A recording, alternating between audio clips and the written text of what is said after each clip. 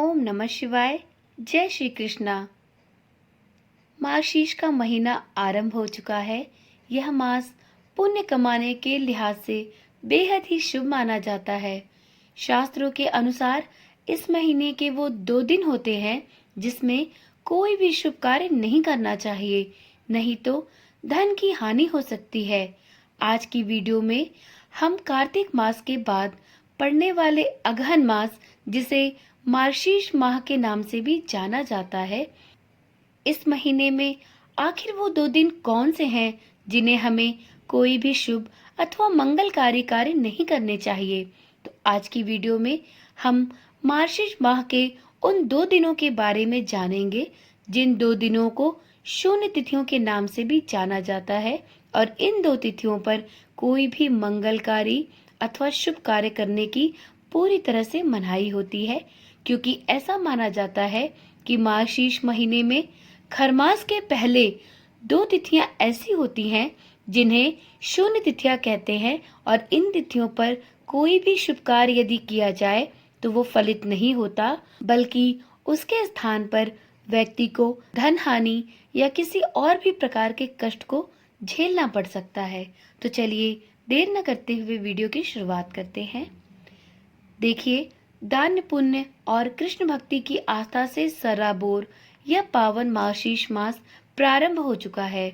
यह महीना पूर्ण आस्था और भक्ति का प्रतीक है। इस महीने में श्री कृष्ण की भक्ति तथा तीर्थ स्नान, दान, जप और तप का फल कई गुना अधिक प्राप्त होता है।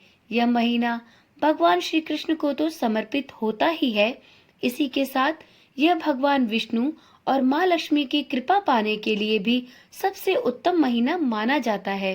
लेकिन इस माह में एक बात का विशेष रूप से ध्यान रखना चाहिए कि इस महीने की 2 तिथियां ऐसी हैं जिसमें कोई भी शुभ कार्य नहीं करना चाहिए, वरना धन की बड़ी मात्रा में हानि हो सकती है। कुछ चीजों का हमें ध्यान रखना होता है।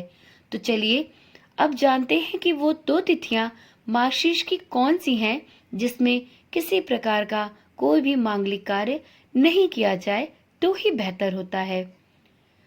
तो देखिए, वैदिक पंचांग के अनुसार मार्गशीर्ष माह की कृष्ण पक्ष की सप्तमी और अष्टमी, इन 2 तिथियों में कोई भी शुभ कार्य नहीं करना चाहिए। इन 2 तिथियों को अच्छे से याद करके रख ले कि मार्गशीर्ष माह की कृष्ण पक्ष की सप्तमी और अष्टमी तिथियां, यह तिथियां शून्य तिथियां मानी जाती हैं। इन तिथियों में कोई भी मांगलिक कार्य करना पूर्णतया वर्जित होता है।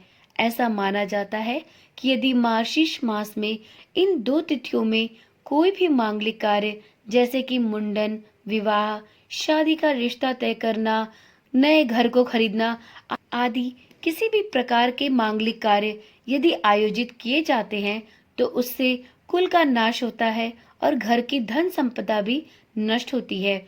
इसलिए इन दोनों तिथियों को ध्यान में रखते हुए कोई भी ऐसा कार्य इन दिनों में ना करे जिससे आपकी परेशानियां बढ़ें और आपके धन का पतन हो। तो चलिए नोट कर लीजिए कि मार्गशीर्ष माह में इन 2 तिथियों की कौन सी डेट है। मार्गशीर्ष मास की कृष्ण पक्ष की सप्तमी तिथि अर्थात 4 दिसंबर 2023 दिन सोमवार, जिसे कि आप कृष्ण पक्ष की सप्तमी तिथि भी कहते हैं, तो 4 दिसंबर को, और मार्गशीर्ष मास की कृष्ण पक्ष की अष्टमी तिथि यानी कि 5 दिसंबर 2023 दिन मंगलवार।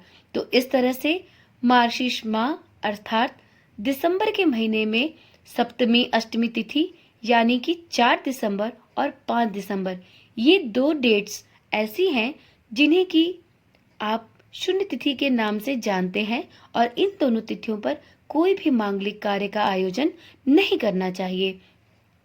वैसे तो दिसंबर में खरवास भी पड़ता है। अगहन माह में 16 दिसंबर से खरवास भी लग जाएगा, लेकिन खरमास से भी पहले 4 और 5 दिसंबर, ये 2 तिथियां ऐसी हैं जिन्हें कि कृष्ण पक्ष की सप्तमी और अष्टमी तिथि कहते हैं, और ये दोनों तिथियां अगहन मास की शून्य तिथियां मानी जाती हैं, और इन तिथियों पर कोई भी मांगलिक कार्य फलीभूत नहीं होते हैं।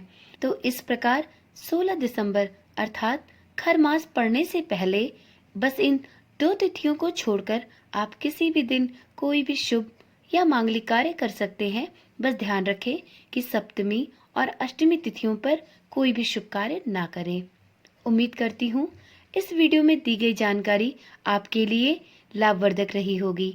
यदि आपको यह वीडियो पसंद आई हो तो कृपया इस वीडियो को लाइक करें और अगर आपने अभी तक इस चैनल को सब्सक्राइब नहीं किया है तो कृपया करके इस चैनल को भी सब्सक्राइब करें, क्योंकि इस चैनल पर इसी प्रकार की ज्ञानवर्धक वीडियोस आती रहती हैं।